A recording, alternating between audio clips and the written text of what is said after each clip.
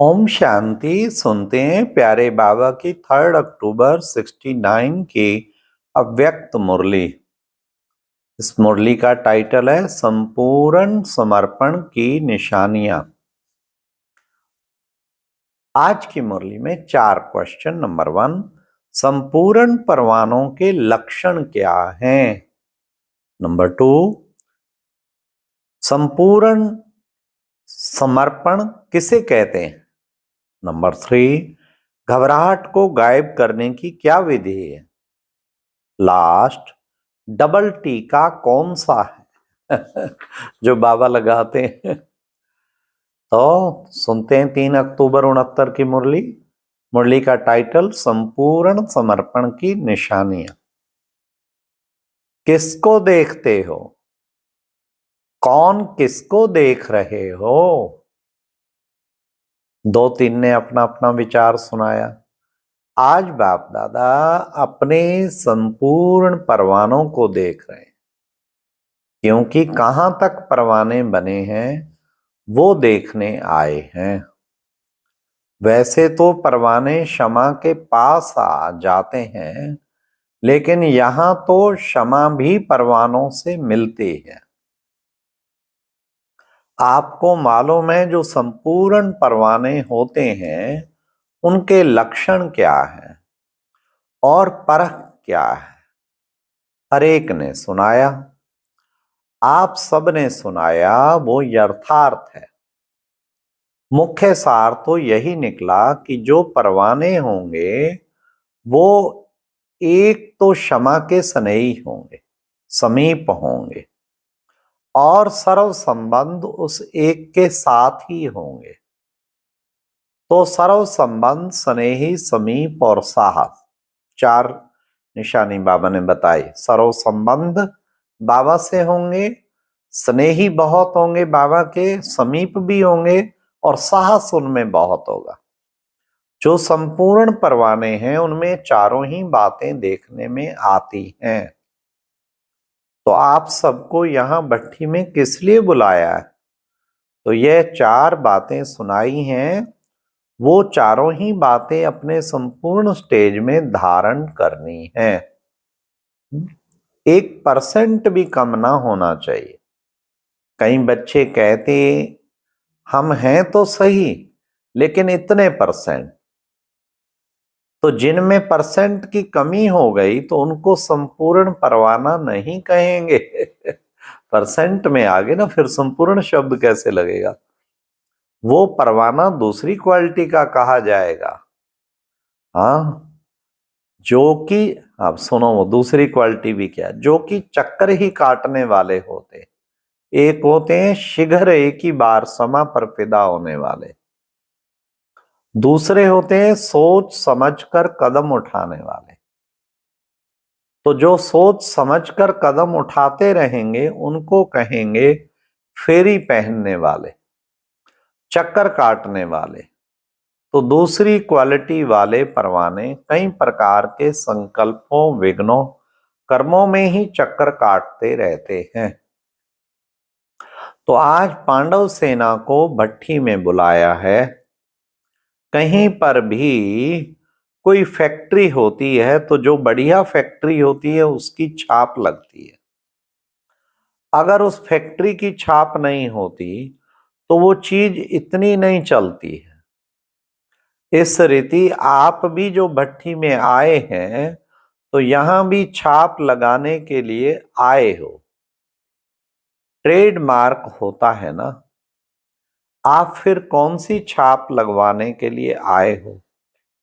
संपूर्ण सरेंडर या संपूर्ण समर्पण का छाप अगर नहीं लगा तो मालूम है कि क्या होगा? जैसे छापा ना लगी चीज की वैल्यू कम होती है, उसी रीति से आप आत्माओं की भी स्वर्ग में वैल्यू कम हो जाएगी। तो अपनी राजधानी में समीप आने के लिए यह छापा लगाना ही पड़ेगा। माताओं को तो नष्टो मोहा का मंत्र मिला है और पांडव सेना को संपूर्ण समर्पण का। पांडवों का गायन है कि गल कर खत्म हो गए। ये है संपूर्ण समर्पण की निशानी। पांडवों पर नहीं, लेकिन ऊंची स्थिति में गलकर अपने को निचाई से बिल्कुल ऊपर जो अव्यक्त स्थिति है उसमें गल गए, अर्थात उस अव्यक्त स्थिति में संपूर्णता को प्राप्त हुए। यह पांडवों का यादगार भी है। उस यादगार की याद दिलाने और प्रैक्टिकल में लाने लिए भट्ठी मिली है। संपूर्ण समर्पण किसको कहा जाता है? संपूर्ण समर्पण, अब सुनिए क्या है, अर्थात तन मन धन और संबंध समय सब में अर्पण। तन मन धन संबंध समय सब में अर्पण। अगर मन को समर्पण कर दिया तो मन को बिना श्रीमत के फिर यूज नहीं कर सकते। अब बताओ, धन को श्रीमत से यूज करना तो सहज है, तन को भी यूज करना सहज है, लेकिन मन सिवाय श्रीमत के एक भी संकल्प उत्पन्न नहीं करे। इस स्थिति को कहा जाता है संपूर्ण समर्पण। कितनी ऊंची स्थिति है, एक संकल्प भी सिवाय श्रीमत के ना हो। इसका अभ्यास करेंगे तो हो जाएगा। इसलिए ही मन मना भाव का मुख्य मंत्र है। अगर मन संपूर्ण समर्पण है तो तन मन धन समय संबंध शीघ्र ही उस तरफ लग जाते हैं।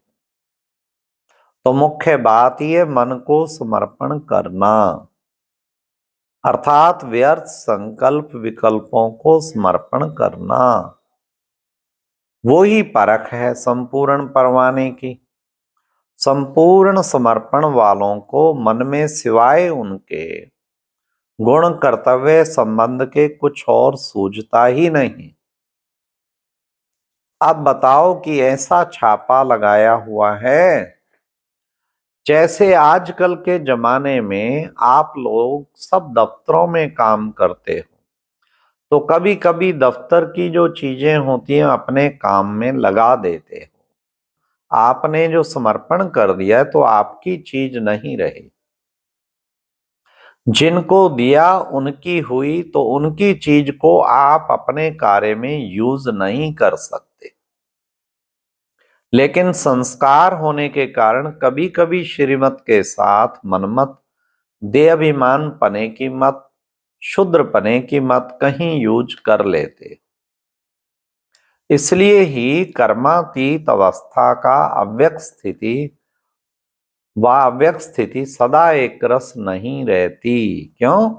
श्रीमत में मनमत बीच बीच में मिक्स होती है। क्योंकि मन भिन्न भिन्न रस में है तो स्थिति में भिन्न भिन्न है। एक ही रस में रहे तो एक ही स्थिति रहे। बाप दादा बच्चों को हल्का बनाते हैं और बच्चे जानबूझकर अपने पर बोझ ले लेते हैं, क्योंकि 63 जन्मों के विकर्मों का बोझ, लोक मर्यादा का बोझ उठाने के आदी बन गए। इसलिए बोझ उतार कर भी फिर रख लेते हैं। जिनकी जो आदत होती है वो आदत से मजबूर हो जाते हैं ना। इसलिए अपनी आदतें होने कारण अपनी जिम्मेवारी फिर अपनी ही रख लेते हैं। एक एक पांडव अगर संपूर्ण समर्पण बनकर ही निकले तो बताओ क्या होगा। अब जब पांडव तैयार हो जावेगी, तो कौरव और यादव मैदान में आ जाएंगे और फिर क्या होगा, आपका राज्य आपको प्राप्त हो जाएगा। जब तक यह वायदा नहीं किया कि जो सोचेंगे, बोलेंगे, जो सुनेंगे, जो करेंगे, सो श्रीमत के बिना कुछ नहीं करेंगे, तब तक इस भट्ठी से लाभ नहीं ले सकते। ऐसा ही उमंग उत्साह लेकर आए हो ना, कुछ बनकर ही निकलेंगे, बदल कर ही निकलेंगे। यह सोचकर आए हो ना। पहले भट्टियां होती थी ना, पूरा बन के ही निकलेंगे, बदल के ही निकलेंगे। घबराहट तो नहीं होती है, जितना जितना गहराई में जाएंगे उतना ही घबराहट गायब हो जाएगी। जब तक किसी भी बात की गहराई में नहीं जाते तो घबराहट होती है। जैसे सागर के ऊपर ऊपर की लहरों में घबराहट होती है ना, लेकिन सागर के तले में गहराई में क्या होता है? बिल्कुल शांत, और शांत के साथ प्राप्ति भी होती है। इसलिए जो भी कोई घबराहट की बात आए तो गहराई में चले जाना, तो घबराहट गायब हो जाएगी। अब लक्ष्य और लक्षण कौन से धारण करने हैं? इसमें जो नंबर 1 होंगे उनको क्या करेंगे? भविष्य में तो राजधानी लेंगे ही, लेकिन यहां भी सौगात मिलेगी। इसलिए हर एक यही प्रयत्न करे, हम तो नंबर 1 में आएंगे। तो 2 नंबर वाले को नहीं मिलेगा, जो विन करेंगे वो 1 नंबर पाएंगे। विन करने की कोशिश करो तो 1 जाएंगे। अच्छा, आपको बिंदी लगानी है, वह बिंदी रूप ही हो। टीके कितने प्रकार के होते हैं, आज आपको डबल टीका लगाते हैं। संगम पर निरोगी बनने का, भविष्य में राजभाग का। बिंदी रूप की स्मृति रखने के लिए बिंदी लगाते हो। बिंदी लगाते लगाते बिंदी बन जाएंगे। कोई भी व्यर्थ संकल्प आए तो उनको बिंदी लगा दो तो बिंदु बन जाएंगे। अच्छा, बाप दादा का बहुत बहुत याद प्यार और नमस्ते। तो आज की मुरली में बहुत सुंदर बाबा ने संपूर्ण समर्पण की बात सुनाई। तन मन धन संबंध समय सब कुछ अर्पण। अब ये चेक करें, तन अर्पण मेरा हुआ, मन अर्पण हुआ, धन हुआ, बहुत कुछ। और बाबा ने कहा सिवाय श्रीमत के कुछ और न सूझे। तन सारा दिन, तन की हर कर्मेंद्री श्रीमत प्रमाण काम करे, तब कहेंगे तन की समर्पणता। भले बाबा ने कहा तन और धन तो इजी है, मन, ये तो बात राइट है। मन होगा पीछे तन और धन आपे होंगे, लेकिन निशानी जरूर चेक करें। मेरा तन पूरा समर्पण है, फालतू में तन को आलस्य में नहीं लिटाएंगे। ये नहीं कि मेरा दिल करता है खाऊं खाऊं, तो तन, जीभा की लालच तन का हिस्सा ही है ना, वो भी पूरा श्रीमत प्रमाण। कम खाओ गम खाओ और योग युक्त होके खाओ। फिर और बाबा कहते कोई भी कर्मेंद्री से जरा भी चंचलता करते हो बच्चे, ये फिर तन समर्पण थोड़ी हुआ। तन की हर कर्मेंद्री श्रीमत प्रमाण। बाबा कहते तुम्हारा देखना भी श्रीमत प्रमाण, तुम्हारा बोलना भी श्रीमत प्रमाण। मुख भी तन है ना, वाचा सेवा होती, तो हर चीज श्रीमत प्रमाण है। हमारे हाथ, हमारे पैर, सब चीज श्रीमत आज्ञा प्रमाण ही हो, तब कहेंगे तन पूरा समर्पण। और तन को सेवा में लगा के रखना, इसको आराम पसंद नहीं बनाना, इसको सेवा पसंद बनाना है। बाबा की याद भट्टी करे। हाँ, याद में बैठना, बैठने की भी कईयों को इच्छा नहीं होती, लेटे लेटे कर लेंगे, फिर नींद आ जाएगी। तो तन पूरा समर्पित। अच्छा, फिर धन भी पूरा समर्पित। धन अपने हिसाब से नहीं यूज करना। जो धन है वो धन निमित्त आत्माओं से, बाबा से जितनी जरूरत है, बड़ा जरूरी है, घर की जिम्मेवारी है, वो करो। लेकिन कोशिश करो, भक्ति मार्ग में तो 10% निकालते थे इनकम का, लेकिन यहाँ ज्ञान वहां धर्माऊ आज तक नियम है, तो 10 तो निकालना ही है। पर बाबा का जो अच्छे समर्पित बच्चे होंगे युक्ति से, 25% तो निकालें बाबा की ओर, तब समझो हमारा धन भी पूरा समर्पित है। हाँ, किसी को बहुत मुश्किल है, चलो कुछ कम करता है, लेकिन किसी के इतने आगे झंझट नहीं है, 50% भी कर सकता है। हर एक की परिस्थिति अलग है, लेकिन ट्राई करें 10 to 25%, 10 से 25% के बीच में जरूर हम धन को निकाल के प्यारे बाबा की सेवा में लगाते हैं। फिर तन मन धन, मन मन मन एक संकल्प भी श्रीमत के बिना, मन हर वक्त मन मना भाव हुआ रहे, मन हर वक्त आत्मिक स्थिति में रहे और बाप की याद में रहे। मन का हर संकल्प श्रीमत प्रमाण, बाबा के प्यार के प्रति, आत्मिक स्थिति अनुभूति के प्रति, तब समझो हमारा मन भी पूरा समर्पण है। समय समर्पण, समय जरा भी वेस्ट ना हो, समय पूर्ण समर्पण। एक एक से घंटे का चार्ट रखा हुआ हो, समय वेस्ट ना होने दें। और फिर लास्ट कितना सुंदर बताया, संबंध भी समर्पण होने चाहिए। संबंध माना हमारे सर्व संबंध एक बाबा से हो, तब कहेंगे संपूर्ण समर्पण।